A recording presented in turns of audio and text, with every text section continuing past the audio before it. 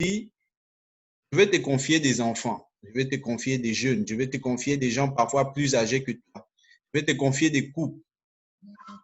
Moi, je lui réponds, Seigneur, non, je ne suis pas prêt, Seigneur, non, je n'ai pas ceci. Là, on va se dire, je suis quelqu'un d'humble. On va se dire, non, lui, vraiment, il obéit à Dieu, il est soumis, il est humble. La parole de Dieu étant tranchante comme elle est, elle vient dire, mais non, tu es égoïste. Ne voulant pas enseigner, ne voulant pas travailler pour moi, tu déguises tout ça là dans l'humilité. Et là, il me répond dans Proverbe 16, verset 25, si quelqu'un peut lire. Proverbe 16, verset 25.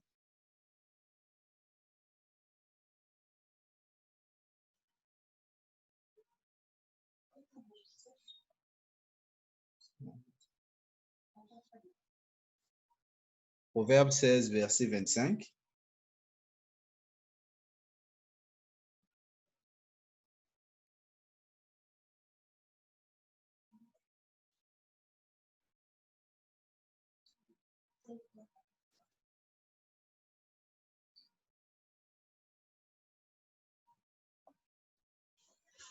Quelqu'un a trouvé Proverbe 16, verset 25? Oui. Allô? Chante? Oui, sœur Nadine, comment ça Oui. va? Oui, ça va toi? Ça va très bien. Est-ce que tu pourrais lire, s'il te plaît? Oui, il y a telle voix qui semble droite à un homme, mais des voix de mort en sont la fin. Amen, amen. C'est ça? Tout le monde a écouté, oui, c'est juste ça. Voilà comment le Seigneur me répond. Il dit, telle voix semble droite à un homme, mais la suite de cette voix-là, c'est la mort. Donc, c'est là où commence maintenant l'enseignement. Il dit, le problème de vous, mes enfants, il commence par moi. C'est que même quand tu crois me suivre, parfois tu ne me suis pas.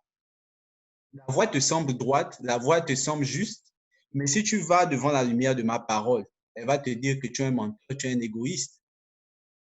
Parce que quand il a envoyé Ézéchiel, Jérémie, tous ces prophètes à annoncer la parole, il les a prévenus, il y aura la tribulation devant eux. Si ces prophètes avaient reculé, que vous pensez que Dieu aurait dit non, ils suivent ma voie? Pas du tout. La vraie réponse aurait été la peur. D'autres personnes auraient dit non, ils ont du respect pour les anciens, ils ne veulent pas blesser. Dieu dit non, tu es un peureux. Dans mon cas, il me dit tu es égoïste. Tu ne penses qu'à toi, tes jeux vidéo, volonté et ton temps libre. Et il m'amène dans Jacques 4, donc la parole que la personne qui m'a envoyé les paroles inspirées par Dieu m'a donnée. Jacques 4, dès le verset 1, il commence très très fort. Et on va aller là-bas. Le verset 1 nous dit, d'où viennent les luttes et d'où viennent les querelles parmi vous? N'est-ce pas de vos passions qui combattent dans vos membres? Et là, je ne suis pas en train de parler d'abord de nos rapports mutuels dans l'Église. Ça commence, comme je vous ai dit, Dieu me parle d'abord à moi-même. Il me dit, d'où vient souvent la colère que tu as contre moi chaque fois qu'on va prier? D'où vient cette lutte qu'on a constamment où je dois te forcer à jeûner, je dois te forcer à tout faire? C'est des passions et des combats qui sont dans ta chair. J'ai eu beau te donner mon Esprit Saint, je garde jalousement en toi, c'est dans la suite de Jacques 4. Mais tant que tu écouteras ta chair qui te dira non, mon âge, à ceci, je devrais faire cela, et puis c'est pas à moi de faire ça, il y a mon oncle, il y a le berger Rémi, il y a tel, ils vont faire ça, eux c'est des leaders. Moi je suis aux oreilles de quelqu'un, ça va sembler comme de l'humilité. Dieu me dit non, tu es égoïste. Je t'ai confié une mission et je suis venu te voir plusieurs fois. Il me dit les luttes entre toi et moi viennent de tes passions. Il me dit ensuite les luttes que tu vois dans tes églises, dans tes groupes de prière, les combats, ça vient des passions dans les membres de l'église qui combattent. C'est pour ça, dans la suite de Jacques, je ne vous donnerai pas le verset, vous irez aller le découvrir. Dans Jacques 4, il dit peuple adultère. L'adultère, c'est qui? C'est celui qui est marié, mais qui sort avec quelqu'un d'autre. Le chrétien qui, au lieu de vivre Christ, il vit le monde, il vit ses passions, il vit selon la vanité de ses pensées. C'est pour ça qu'il m'a dit, commence par Proverbe 16, 25. Il dit, telle voix paraît droite à un homme, mais son issue, c'est la mort. Pour dire que beaucoup d'entre nous, nous avançons, nous paraissons droits, nous paraissons humbles, nous paraissons justes. Mais Dieu dit non, c'est faux. Si je te demande, va annoncer telle nouvelle à quelqu'un, Tu dis non, dans ma tradition, on ne fait pas ça. On va dire c'est le respect. Dieu va dire, mais tu es un égoïste, tu es un serviteur méchant. Parce qu'on dit, le serviteur bon apporte la paix, le serviteur méchant apporte la mort. Ça veut dire celui à qui tu devais parler va mourir dans son péché parce que tu as soi-disant été entre griffes humbles. Là, il continue et il me dit, continue avec moi, je vais te montrer pourquoi est-ce que nous deux, on se bat chaque fois. Parce que c'est des choses dont je ne parle pas, mais constamment, on se bat parce que je n'aime vraiment pas les prières. Mais que Dieu est en train de me conduire à cet enseignement. Si l'homme irrésolu, Jacques parle aussi de cet homme-là, l'homme irrésolu n'est pas seulement celui qui ne sait pas quoi faire, mais celui qui n'est pas déterminé à accomplir une œuvre. Et quand on parle d'homme irrésolu dans l'Église, ce n'est pas seulement celui qui dit « Seigneur, je te servirai quand j'aurai les dons ». Et non. C'est aussi celui, même quand il aura le don, il dit que Seigneur, si j'avais le don, je t'aurais servi. Il ne va pas l'utiliser. Il va trouver des excuses. Il va dire non, je vais déjà à l'église dimanche. Je vais déjà aller faire le service samedi. Seigneur, j'ai balayé l'église. Quand Dieu a dit tout ce que je te demande, c'est que chaque fois que cet athée qui vient passe là, dis-lui simplement Jésus t'aime. Dis-lui simplement Jésus t'aime, sauf s'il te demande d'arrêter. Mais tu dis non, non, Seigneur, nous les chrétiens, on doit respecter les autres religions. Tu vas trouver toute une rhétorique. Dieu t'appelle homme irrésolu. Tu crois me servir parce que tu as balayé l'église. Telle voie te paraît droite de balayer l'église. Mais l'issue, c'est la mort. Parce que tu tues tous les enfants que j'envoie devant toi. Tu n'es pas un canal propre. Et comme je vous le dis, ça, c'est à moi qui le dis. À travers moi, il me montre pourquoi certaines choses arrivent dans l'église. Ensuite, il dit un autre piège. Il est bon de reconnaître Dieu dans toutes ses voies. Ça, c'est dans Proverbe 3, verset 1 ou 2, comme ça. Donc, les gens qui disent, Seigneur, j'ai eu l'emploi, c'est grâce à Dieu, c'est grâce à ça. Comment est-ce qu'on sait que ces gens-là, ce n'est pas Dieu qui reconnaissent? Parce que le jour où Dieu leur dit, fais maintenant ma volonté. On t'a proposé ici le poste de directeur, mais la compagnie va fermer. C'est que dans ta famille, on a toujours dit, ce que tu as toujours été, c'est aide-maçon. Là, tu peux être directeur. Dieu te dit non, reste aide-maçon, tu auras du travail pendant encore 3 ans. Si tu vas directeur, la compagnie ferme dans 2 mois. Laisse tout ce qui est comme orgueil et tout ce que tu veux montrer à ta famille. Tu vas dire non, moi je serai directeur. Et quand tu deviens directeur, tu dis Seigneur, je te bénis pour mon poste. Ensuite, tu perds l'emploi, tu pars te plaindre chez Dieu. Seigneur, j'ai respecté ta volonté. Comment ça se fait que j'ai perdu mon emploi? Dis, mais je t'ai dit que ce n'était pas ma volonté. Ma volonté, c'était que tu t'humilies, que tu acceptes aide-maçon. Tu acceptes tout ce que ta famille dit sur toi là. Tu gardes un emploi. Après 3 ans, tu aurais eu la promotion de directeur que tu veux tant. Et ça, il le dit, c'est dans Proverbe. Mais on ira dans Proverbe plus tard. Pour l'instant, on va d'abord insister pourquoi est-ce qu'il est important de mettre Dieu devant. Et surtout, comment est-ce que reconnaître que Dieu n'est pas devant?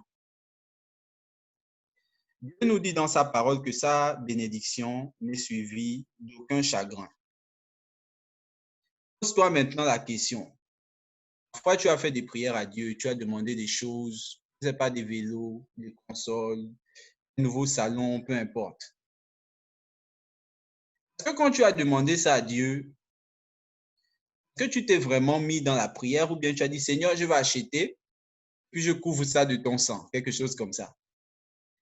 Est-ce que tu es d'abord allé t'arrêter et demander, Dieu, est-ce que tu veux vraiment que j'achète ça en premier ou bien tu veux que je fasse l'autre chose en premier? C'est pour ça que Jacques commence très dur. Jacques a l'air très dur, mais il nous parle d'amour. Il dit, c'est vos convoitises. Ce que vous convoitez. Si moi-même, je n'avais pas convoité ma liberté, ma jeunesse, dire que je ne veux pas faire le suivi de la personne qui m'envoyait les paroles, il n'y aurait pas eu cet enseignement-là. Ça n'aurait pas existé.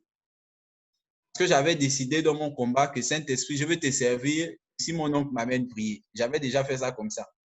Il m'a dit non, je ne veux pas t'utiliser que là-bas. Je ne veux pas juste utiliser tes dons, je veux ton cœur.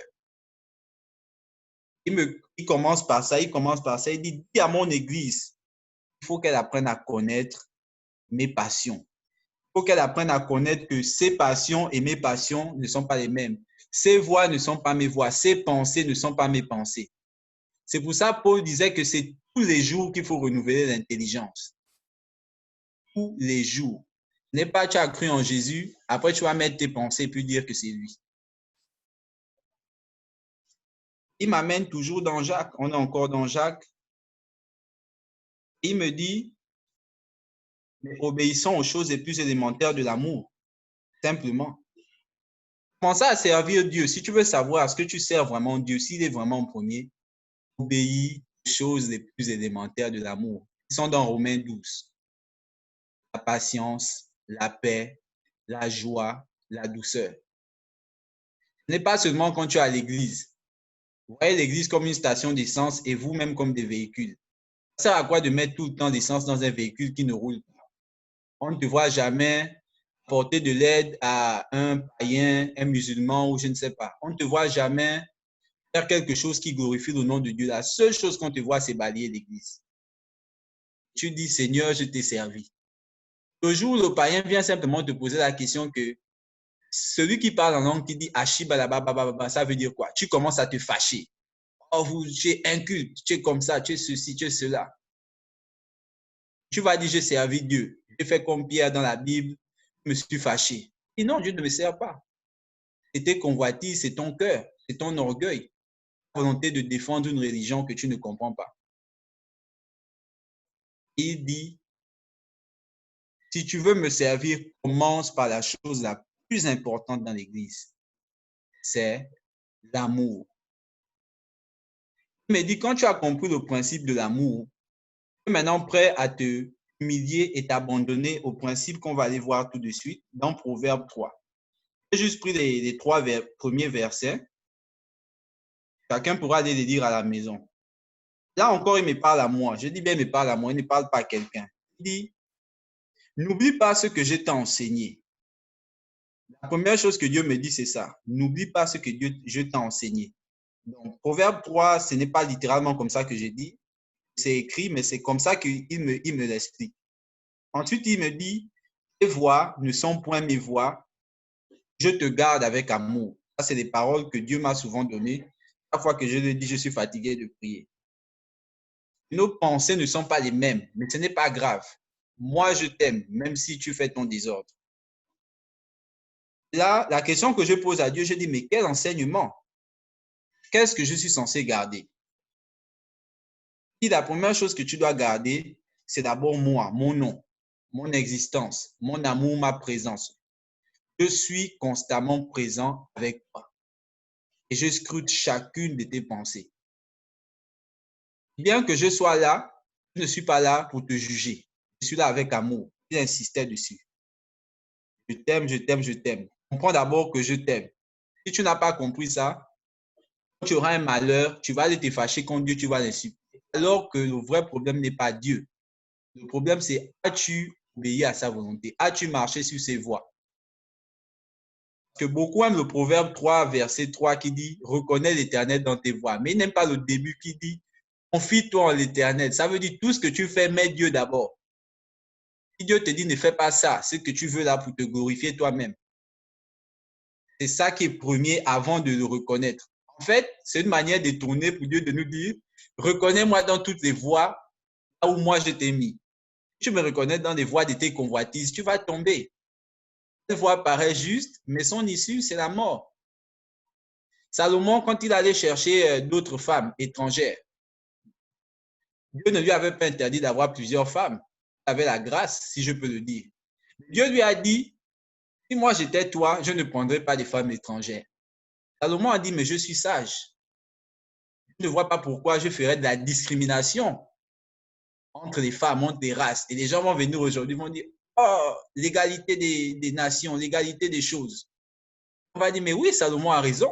C'est Dieu qui est un sectaire. Vous connaissez la fin de Salomon. Cette voie lui paraissait juste. Cette voie lui paraissait honorable. Salomon a dit, je vais respecter les religions des autres. Salomon a dit, parce que tel est musulman, Dieu m'a dit, dis-lui que sa mère est malade, je ne dois pas lui dire. Je dois respecter qui ne croit pas en Jésus. C'est en faisant ce genre de choses-là, en fait, l'issue, c'est la mort. Ça a l'air juste, ça a l'air humble, ça a l'air respectable, mais ce n'est pas la volonté de Dieu.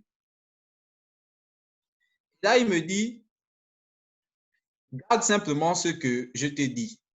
Puis tu me dis, exhorte. Avant de parler de toi, parle toujours de moi, parle toujours de ce qui est bien. Même si quelqu'un te raconte l'histoire de voici, je ne sais pas, telle personne m'a fait ceci ou cela, toi-même tu n'aimes pas la personne là. La personne, tu sais qu'elle fait vraiment ce qu'on te dit. Tu sais qu'elle passe son temps à escroquer les gens. Dieu te dit, exhorte à la paix, exhorte à l'amour. Avant même de donner ton avis, garde-le même pour toi. Ensuite, il te dit, loue-moi. Apprenons à reconnaître Dieu. La louange, en fait, c'est souvent reconnaître les bontés de Dieu, mais en toutes choses. Comme David était dans le désert, il n'y avait rien qui pousse. C'est comme ça qu'on nous décrit le désert où était David. Mais là où rien ne pousse, David a eu la révélation de Jésus, le rocher sur lequel on peut toujours s'appuyer. Pourtant, il est dans le désert. Où est-ce qu'il a trouvé ce Jésus-là? Nous, on est dans la lumière, mais on ne voit même pas Jésus. On ne voit même pas le caillou. Lui, il est dans le désert et il voit le rocher. C'est parce qu'il est resté à constamment se rappeler de ce que Dieu a fait. Et ça, c'est quelque chose pour beaucoup. Beaucoup oublient, après un certain nombre de temps, ce que Dieu a fait. Ils commencent à dire, c'est par ma force, par mon intelligence, par mon travail, par ceci, par cela. Vous allez dire, oh, mais ils ont changé. Non, ils n'ont pas changé. C'est parce que dès le début, ils n'ont pas suivi la voie de Dieu. Ils ont suivi leur convoitise. Ils ont maquillé ça avec Proverbe 3.3. Je reconnais Dieu dans ma convoitise. Voici ce qu'on devait dire. Quand tu reconnais Dieu dans ta convoitise, le jour où ta convoitise te lâche, parce qu'on dit tout n'est que vanité dans ce monde, tu vas dire que voilà, ça c'était Dieu, il faut que je recommence à travailler fort. Donc, si tu avais simplement été patient, tu aurais tout eu. Ensuite, Dieu m'a dit quelque chose, ça c'est ça qui m'a vraiment dérangé. Il a dit, mets-moi en premier. Vous savez, mettre Dieu en premier, c'est pas toujours facile. Hein? C'est pas facile quand ça arrive que la volonté de Dieu est exactement l'opposé de votre volonté. Ça, moi, ça m'est arrivé. J'ai vu ma volonté, il ne m'avait pas l'air mauvaise, ça m'avait l'air droite. Et puis, par la grâce que le Saint-Esprit m'a fait de pouvoir écouter sa voix, il m'a montré la sienne. J'ai vu l'opposition radicale. J'ai dit non. Pourquoi est-ce que je dois faire pour toi? Pourquoi pas pour moi? Mais si tu fais pour toi, c'est quoi ton issue? Si tu fais la mienne, c'est quoi ton issue? Et ça va souvent arriver. C'est quelque chose qui arrive souvent. Dieu va te demander, fais ça. Et toi, tu voudras faire quelque chose d'autre. Quand quelqu'un, tu vas parler à quelqu'un, voici ma volonté, j'aimerais faire ceci, cela, cela. Il n'y a rien de mauvais dedans. Ça n'a pas l'air du tout mauvais. Tu ne fais de mal à personne. Au contraire, tu te fais du bien à toi. Dieu dit non, ne fais pas ça. Dans ce genre de cas-là, Dieu vraiment vous donne un esprit de discernement afin de reconnaître quelle est la voie de Dieu. Ça n'est possible qu'en faisant une seule chose, en alignant deux éléments qu'on ne doit jamais dissocier. L'Esprit de Dieu et puis sa parole. Il faut que quand tu lises la Bible, tu apprennes à scruter la Bible avec l'Esprit de Dieu. Si tu ne fais pas ça, tu ne pourras jamais savoir quand Dieu va dire égoïste. Tout le monde va te dire humble. Les hommes de Dieu réputés vont dire humble. Dieu te dit égoïste. Ça n'arrive que si tu laisses l'Esprit de Dieu parler. Quand tu te présentes devant Dieu, tu reconnais tes fautes. Tu n'es pas une trop haute opinion de toi-même. Là, il me dit, voici la conclusion. Il me cite un exemple où je ne peux même plus bouder. Il me dit, fais de moi faire le bien, contrairement à ce que nous, les grands démocrates, on pense. Ce n'est pas faire ce qui est juste selon ta pensée. Toujours le même proverbe 16, 25. Mais au contraire, c'est m'obéir dans toutes les circonstances, même quand ça t'a l'air d'être quelque chose de fou. Ça, c'est juste dans les 3 premiers versets de Proverbe. Vous allez lire la suite, vous allez voir que les conseils sont puissants. Avec le Saint-Esprit, ça va vous redonner une image de vous, va peut-être vous étonner. Vous allez comparer ce qu'on vous dit sur vous, ce que vous pensiez de vous et ce que Dieu vous dit, et vous allez voir la différence. C'est là où on dit la crainte de Dieu, c'est le commencement de la sagesse. Si tu ne crains pas Dieu, tu vas croire ce qu'on te dit, tu vas croire ce que toi-même tu penses. Et l'être humain a ceci de particulier, c'est qu'il est intelligent. C'est un piège. Intelligence, au sens que nos scientifiques décrivent ça, c'est une interprétation des signaux qu'on voit. Ça veut dire même la couleur que tu vois là, ce n'est qu'un rayonnement électromagnétique pour ceux qui font un peu de science. Ça veut dire un daltonien, ce n'est pas qu'il ne voit pas la couleur, c'est qu'il a une interprétation différente de la majorité. Ça veut dire si eux ils étaient majoritaires, c'est toi qui aurais été le daltonien.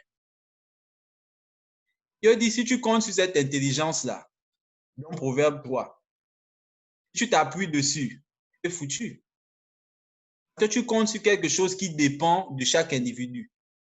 Aucun individu ne voit les couleurs comme les autres. Vous pouvez vous renseigner, il y a des documentaires, il y a tout sur YouTube de nos jours.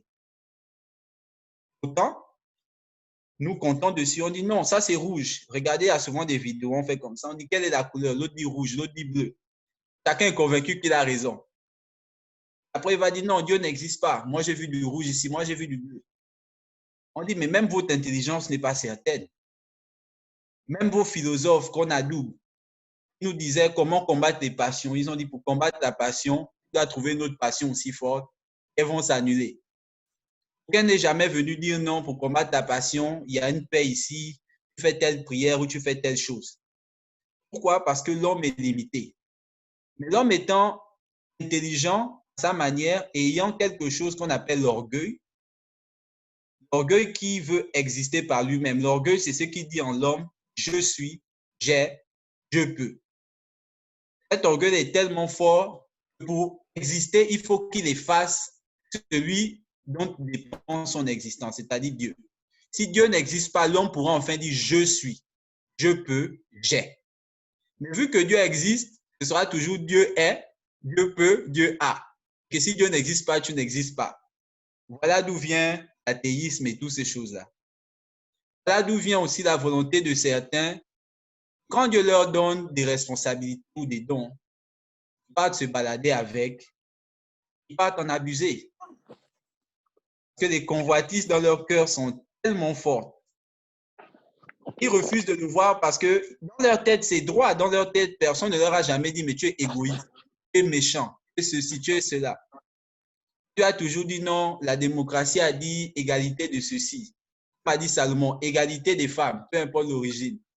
On a vu où amener la démocratie de Salomon. Je tiens à préciser, je ne suis pas un dictateur. La démocratie est une bonne chose à mes yeux, mais elle a ses limites comme toute chose humaine. Donc, l'exemple qui me prend pour conclure, pour dire certains qui sont en train de se convaincre qu'ils sont dans la volonté de Dieu alors qu'ils ne le sont pas, c'est le cas de Élie et de la veuve. Ceux qui ont lu la Bible dans le livre de 2 Rois et la fin de 1 Roi, Élie est allé voir une veuve qui était déjà pauvre, il ne lui restait qu'une pièce d'argent, elle avait un enfant, les deux souffraient de faim. Qu'est-ce que Dieu lui dit? Dieu dit, demande à cette femme-là de te donner le dernier pain qui lui reste. J'aime souvent citer cet exemple en disant que moi, même si j'avais été Élie, j'aurais dit à Dieu que on dirait, toi, tu es le diable, hein? Dis-moi la vérité.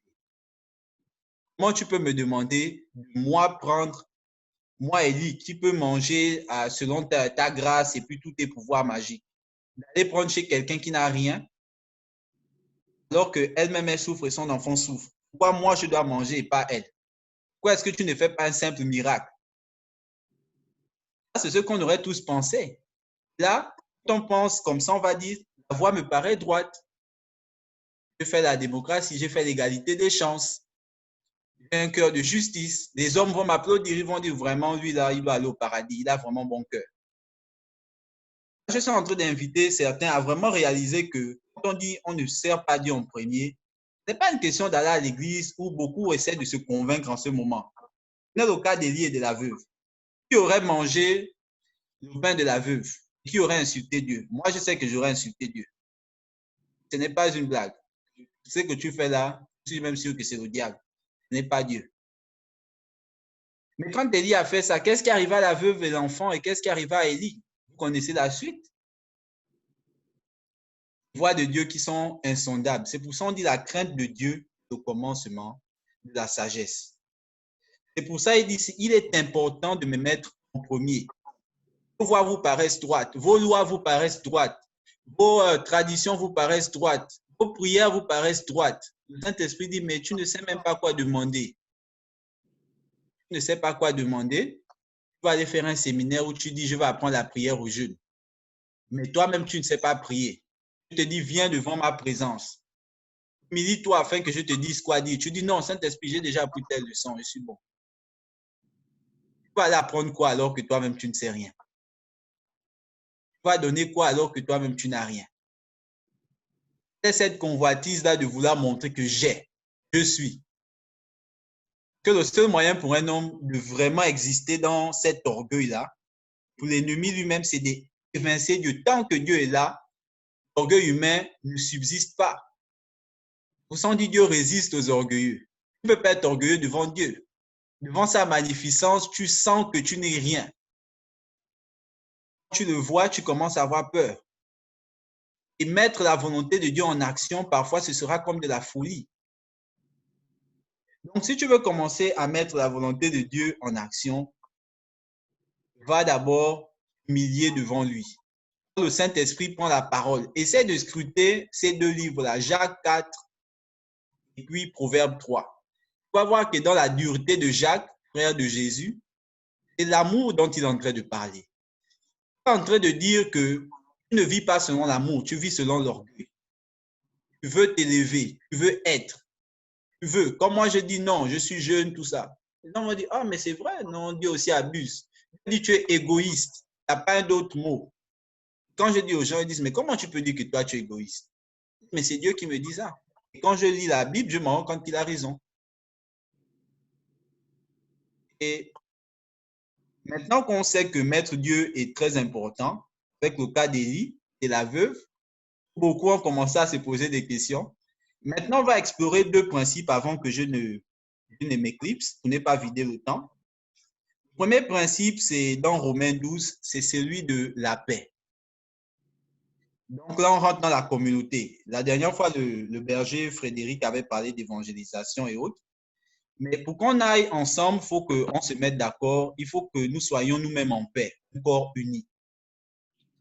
Quand on va à l'église, pourquoi il est important de mettre Dieu en premier? Savoir qu'on n'est pas là comme un village. Ce n'est pas un truc avec un chef de village, un conseil des femmes, des choses comme ça. Non. L'église, c'est des gens qui disent on croit tous un même esprit. On va s'unir pour aller amener des gens. Tu ne viens pas là pour dire non, moi je suis ami avec tel et pas ami avec tel. On n'est pas amis selon la chair. On est amis selon l'esprit. On est ensemble selon l'esprit. Quand l'esprit est là, on y vient avec ses béatitudes, ses dons, surtout ses fruits, l'amour, la paix, la patience. Quand ton frère vient, il faut que tu sois capable de lui amener la paix. Ça ne veut pas dire que vous n'allez pas vous discuter entre frères et sœurs dans l'église. Ça veut dire que quand une dispute apparaît, il faut laisser Dieu passer. Tu gardes la colère, tu bouches le tuyau, tu bloques l'électricité. Hydro vient, ils disent, moi, on ne peut rien faire. Ce qui est là, c'est trop dur, on ne peut pas déboucher ça, on ne peut rien enlever. Dieu vient, Dieu essaie de passer à travers l'église pour aller sauver le monde. Le païen rentre, comme disait Paul, mais si un païen rentre, il vous voit entrer de chacun parler en langue dans son coin. On va dire non, vous êtes spirituel. On dit non, vous êtes fou. Quels sont ces chrétiens qui parlent en langue personne n'interprète? Vous êtes là pour venir faire un concert ou bien vous êtes là pour venir demander à Dieu de vous remplir pour le dehors? Là encore, ça révèle que Dieu n'est pas en premier. Quand moi, je suis incapable de pardonner à mon frère ou à ma soeur et puis, non, quand je vais à l'église, je ne m'assois pas proche de telle personne. Mais je dis, je crois en Dieu, je crois que Jésus est là, mais j'ai le courage de dire quelque chose comme ça. J'ai le courage d'agir avec distance, avec méfiance, avec méchanceté. Dieu me regarde et dit, bon, voilà un de tes enfants hypocrites. Jésus, tu m'as dit que les gens ont changé. Jésus au ciel, qu'est-ce qu'il fait? Il pleure. Un autre principe encore, ça c'était la paix simplement. C'est le principe dont je voulais vraiment parler en fait. Sinon, mon enseignement, tout le reste, ça c'est ce que Dieu m'a dit. Mais le principe dont je voulais parler, c'est l'obéissance. Là, je vais parler de ce qu'on appelle la fidélité spirituelle. Combien de gens, je prends un exemple pour les membres des eaux vives, combien de membres d'entre vous, si le frère Rémi commence à tout le temps venir vous traiter de pécheurs pendant 10 semaines, il n'enseigne que sur ça, pécheur, écrit, combien de vous allez vous quitter le groupe? Combien vont rester et de se fâcher et vont se mettre à prier pour lui afin que Dieu touche son cœur s'ils estiment qu'il a tort dans son message? Ça, c'est un message maintenant très important. Ça, c'est pourquoi beaucoup d'églises tombent. Ceux qui disent qu'ils n'obéissent pas à leur convoitise, à leurs égaux, à leurs orgueils. Ceux qui disent fièrement, Jésus, je suis mort, c'est l'Esprit de Dieu qui vit en moi. C'est ce Christ-là qui, devant l'adversité, devant le péché, dit que non, je vais aller dans telle autre communauté, dans telle autre église. Là-bas, au moins, on prie Dieu.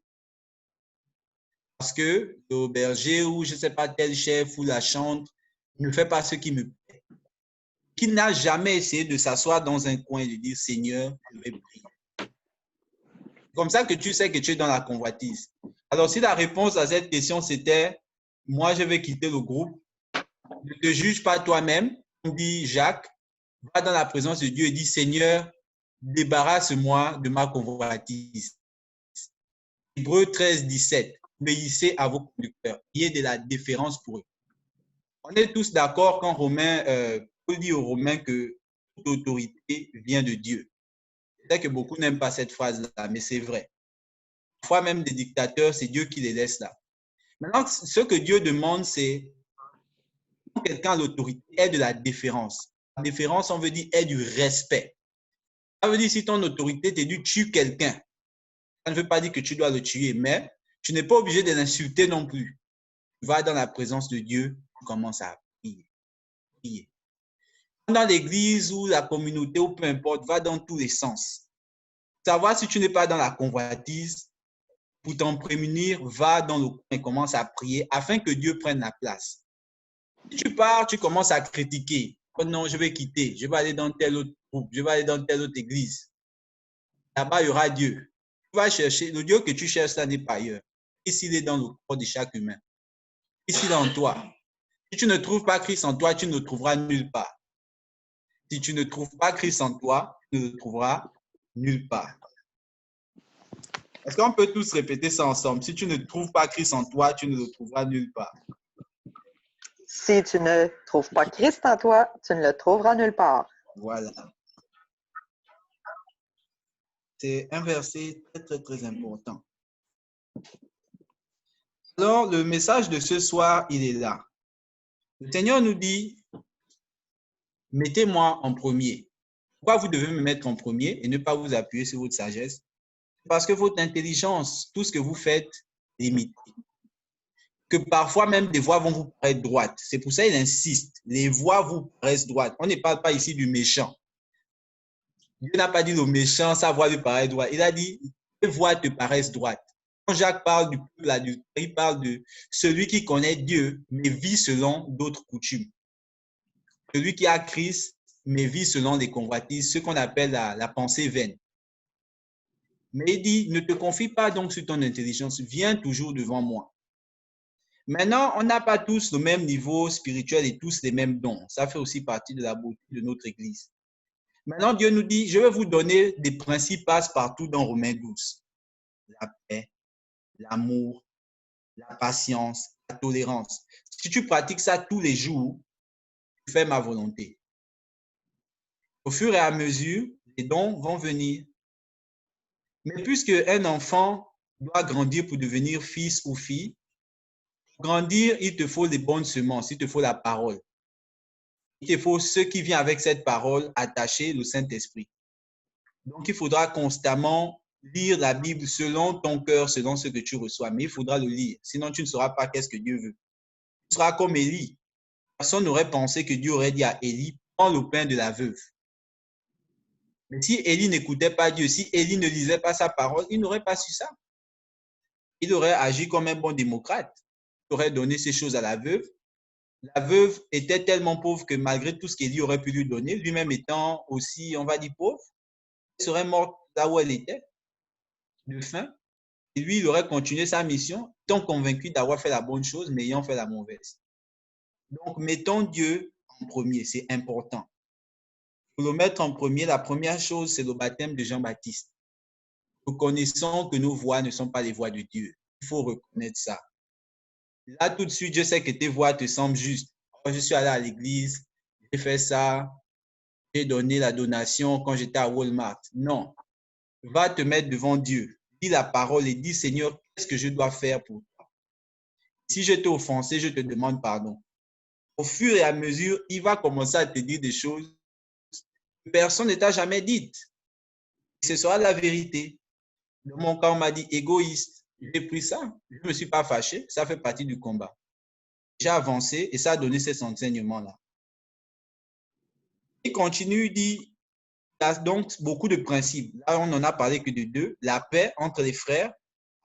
Essayons de vraiment rester en paix pour que la communion du Saint-Esprit soit forte. Le deuxième, c'est le respect de l'autorité. La fidélité spirituelle. Ne soyons pas des adultères. Dieu t'a mis dans un groupe ou dans une église, ce n'est pas pour un hasard. Même si tout de suite, c'est, je ne sais pas, le pire gars que tu détestes, il vient et il commence à balayer l'église. Chaque fois que tu le vois balayer l'église, tu es en colère. Dieu te dit, va dans ma présence et prie. Tu vas chercher Christ dans l'église. Tu ne vas jamais le trouver. Christ, il est en toi. L'amour est en toi. La paix est en toi. Les dons sont en toi. La plénitude de Jésus. Les trésors de la sagesse. Le pire, c'est que nous répétons ça sans le croire. J'imagine les anges, s'ils étaient un peu drôles comme moi, ils auraient commencé à rire. Vraiment, regarde ce que les gens là disent. Mais ils font le contraire. Ils sont convaincus d'être dans la voie droite. C'est pour ça qu'il faut que chaque jour, on laisse Dieu renouveler notre intelligence. Si tu ne laisses pas Dieu renouveler ton intelligence, tu seras comme Salomon. Tu seras conduit un temps par tes convoitises. Tu vas faire quoi? Tu vas t'éloigner de lui. L'homme le plus sage, à la fin de sa vie, je peux même dire qu'il était proche de l'enfer, tellement il adorait des faux dieux.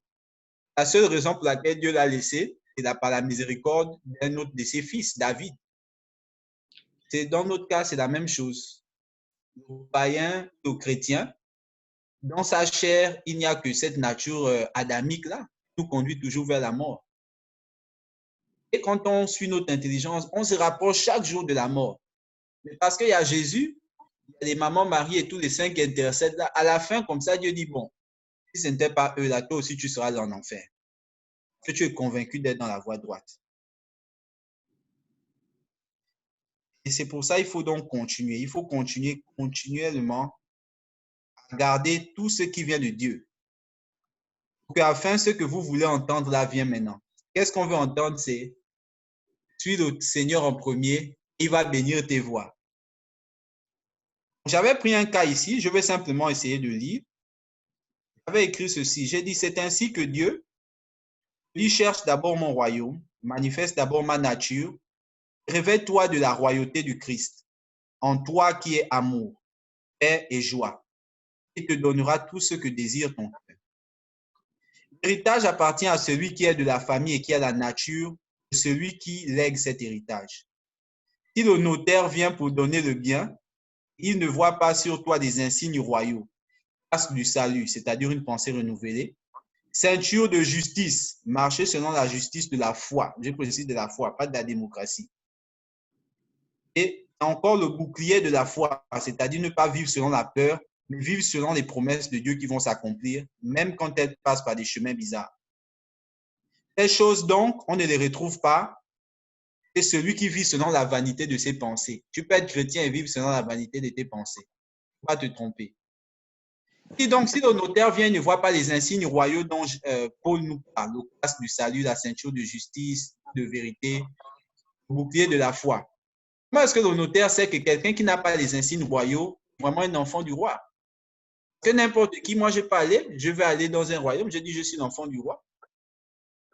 Comment on sait que je suis enfant? Je dois avoir soit la bague, soit quelque chose. On va dire, ah non, oui, s'il a cet objet-là, ça n'appartient qu'à ce clan. Donc, c'est ainsi que le Saint-Esprit me conduit à écrire cela. Il dit, si la bénédiction lui a déjà donné au notaire, vous voyez le notaire ici comme l'ange qui vient délivrer les bénédictions sur la terre. une sorte de pause Canada, mais au ciel. Nous l'a cédé. Donc, si la bénédiction n'était pas parvenue, si la paix n'était pas parvenue, si le calme n'était pas parvenu, c'est parce que quand l'ange est venu, il n'a pas vu Christ en toi. Il n'a pas vu l'amour. Il est toujours mis devant. Si tu mets Christ devant, on donne à celui qu'on voit en premier, Christ. Si tu te mets devant, on te donne à toi. Mais toi, Dieu dit que tu es mort. Même tu dis à Jésus, je suis mort, c'est Christ qui vit. Tu veux qu'on donne quoi à quelqu'un qui est mort? Il est mort. Bien. Là, il me dit, conclut avec cette phrase. Choisis donc le Christ, parce que tu as toujours le choix entre tes pensées et le Christ, entre ce qui t'a l'air juste et ce qui paraît juste à Dieu.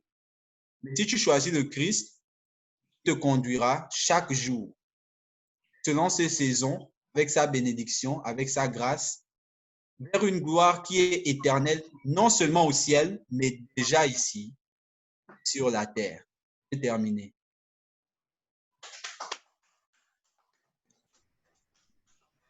Amen. Est-ce qu'on peut ouvrir les micros pour applaudir pour le Seigneur et pour ces paroles que nous avons reçues? Vraiment, c'est Wow! formidable, c'est merveilleux. C'est vraiment merveilleux. Merci beaucoup.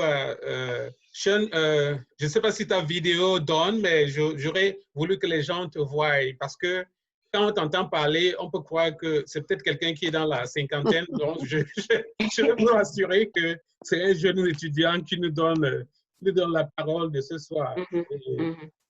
Et que nous pouvons observer la profondeur. Parce que actuellement, j'ai les larmes aux yeux quand je parle parce que je sens la profondeur du message qui nous a été adressé. Et vous pouvez entendre, moi j'ai suivi dans ces paroles un cœur à cœur avec le Seigneur. Et ça, c'est le combat spirituel que nous avons. C'est-à-dire que les choses que nous rencontrons et le fait que nous pensons que notre choix est meilleur parce que nous donnons les raisons. Et nous croyons que nous avançons parce que nous nous fondons sur ces raisons-là. Mais on peut se rendre compte ce soir que grâce à cette parole, on va avoir une nouvelle dimension de comment faire le cœur à cœur avec le Seigneur. Moi, c'est sur ça que je suis interpellé. Comment faire mon cœur à cœur avec le Seigneur? Comment est-ce que je peux grandir dans mon discernement avec le Seigneur? Voilà des choses qui personnellement me touchent dans ce message qui nous a été donné. Donc, je vais donc ouvrir le micro. Si vous avez des questions, s'il vous plaît, c'est le temps vous pouvez lever la main pour poser les questions par rapport à ce merveilleux enseignement. Donc, merci infiniment pour cette disposition du cœur, pour vraiment parler comme le Seigneur, pour nous transmettre le message, pour nous faire vivre cette conversation de cœur à cœur avec le Seigneur. Merci. Oh oui, merci. Merci. Je me suis tellement retrouvée dans ça. Je pensais être capable de faire deux choses en même temps ce soir. Pas du tout. Je vais me coucher tard. C'est pas grave. C'était très nourrissant et j'en avais besoin de ce message-là. Alors, gloire à Dieu qui a passé à travers, je ne me souviens plus de son prénom, je suis désolée. Sean, oui. Alors, merci beaucoup et que Dieu continue de te bénir. Merci. Gloire à Dieu, merci.